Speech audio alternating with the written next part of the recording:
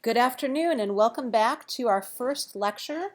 And in this lecture, we are going to learn some of the very basics that underlie all computer graphics. And the very first basic difference between different types of graphics is raster versus vector. And I have this cute little graphic here, and it talks about painting with pixels versus drawing with vectors. Okay, here's the deal, and I'm going to talk to you about this in the simplest terms that I can. A raster image is made out of pixels. Let me say that again. A raster image is made out of pixels. A vector image, right over here, is made up out of lines and curves. Well, so what? Okay, so a raster image is made out of pixels, but a vector image is made out of lines and curves. Well, guess what? A vector image can be sized up and down as much as I want. It can be the size of a billboard or it can be the size of a postage stamp, and it will never, ever lose quality or gain quality for that matter. So you might ask yourself, well, why in the world would I want to use a raster image? Okay, so first of all, let's talk about what a pixel is. So here I have a very high magnification level, and this is a picture of an eye. And you can see, this is Photoshop 2018, and you can see that this eye is made up of different colored pixels. Well, it would be great if we could take photographs in vectors, but the truth is we can't. Everything that you take with a digital camera, your digital phone, a scanner, or whatever, is going to automatically be a pixel-based image. So, you may have heard about the idea of resolution before. Or you may not have. And what people refer to for the most part when they're talking about resolution is they're referring to the number of pixels something has in it. So the more pixels that you capture at the outset, the more inherent detail your image will have. And that's one of the basic things that we need to talk about. So for example, I'm going to go to Google here, and you can see I looked up the words raster versus vector, and when I mouse over those, I can see that this image is 725 by 365 pixels. And I can see that this image is 1800 by 556 pixels. And furthermore, what I can do here is I can go to Tools and I can search on size. So, for example, here are some of the common resolutions. This is a very old school resolution, 640 by 800, 640 by 480 pixels. So that type of image is the size of a really old VGA monitor. Whereas 2 megapixels, 4 megapixels, and on up, 6, 8, 10 megapixels, you may have picked out your phone because it had a 10 megapixel camera. Well, here's how many pixels that camera is capturing. So that camera or that phone or whatever is able to capture more detail at the outset. Okay, so that's the news about pixels. If you are working with any sort of digital capture device, you will be working with pixels, these little dots right here. And this image is not a particularly high resolution image, and I chose that for a reason. So an image that is taken with a relatively modern phone, for example, would be much more complex than this, would have much more detail than this. But this does the job for us to understand what pixels are.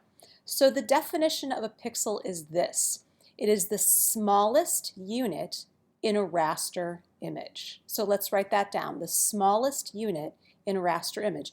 Here it is. Here's 1 white pixel, the smallest unit in a raster image. A raster image is made up out of pixels. And how do we get a raster image?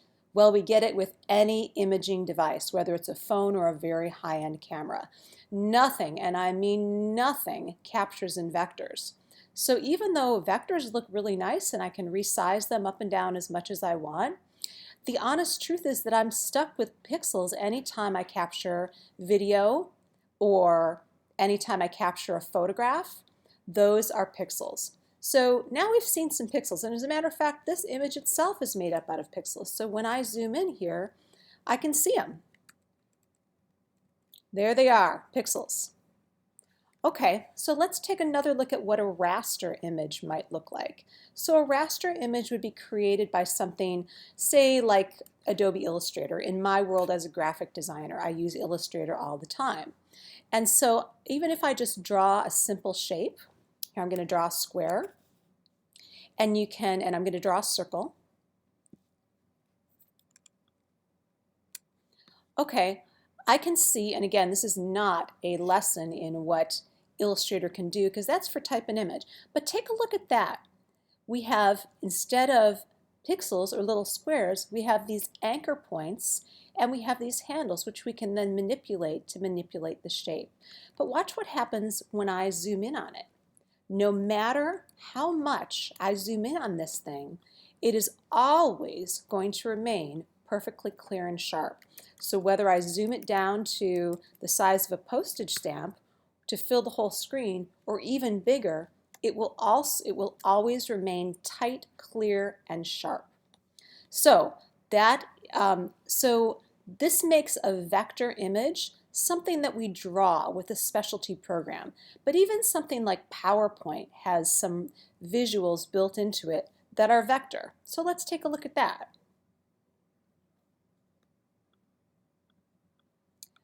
Okay, so let's go and make ourselves a blank presentation, and let's make something really simple. So in my world, we use Adobe Illustrator to make lots and lots of cool stuff, but in our world here of raster versus vector,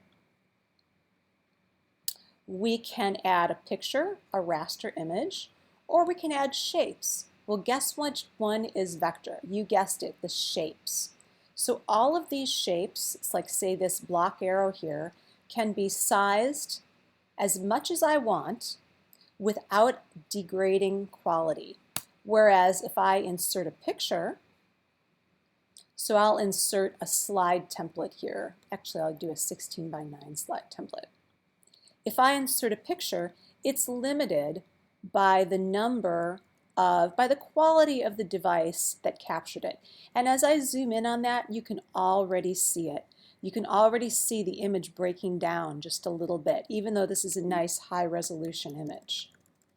Okay, so the lesson here is really, really simple. There are raster images and there are vector images. A raster image is made up of pixels, like we see here in our Photoshop drawing here, or in this picture of an eye, where we can see the pixels very clearly. Or a vector image, like we saw in PowerPoint and like we're seeing here in Adobe Illustrator, is made up out of infinitely scalable lines and curves. And by infinitely, I do mean infinitely. The size of a bus, the size of an eraser head. It's always going to be clear and sharp. Okay, so why would we bother with a raster image? You tell me. And what would we do with a vector image? Well, you tell me that too in the next presentation. Thanks for watching.